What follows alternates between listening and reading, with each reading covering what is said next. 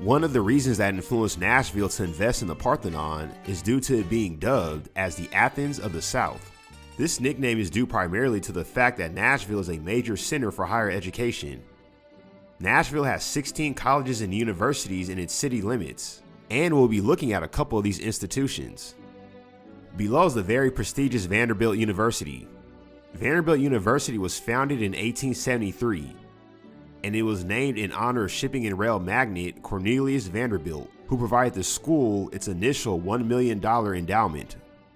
Today, Vanderbilt is consistently ranked among the top 20 national universities in the United States by U.S. News and World Report. The university is known for its rigorous academic programs, in particular in the fields of medicine, law, and engineering. Vanderbilt has a very selective admissions process, with an acceptance rates of around 9%, and has been given the nickname of the Harvard of the South.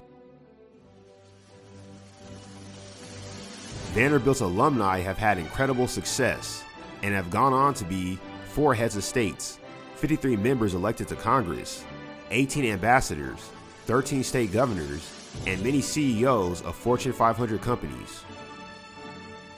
Some alumni names you may be familiar with include Al Gore, Greg Abbott, and Skip Bayless.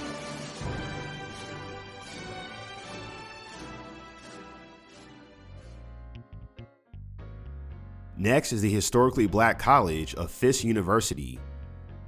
Fisk University was founded in 1866, shortly after the end of the Civil War, with the goal of providing education to newly freed slaves and their children. And its impact has reverberated ever since.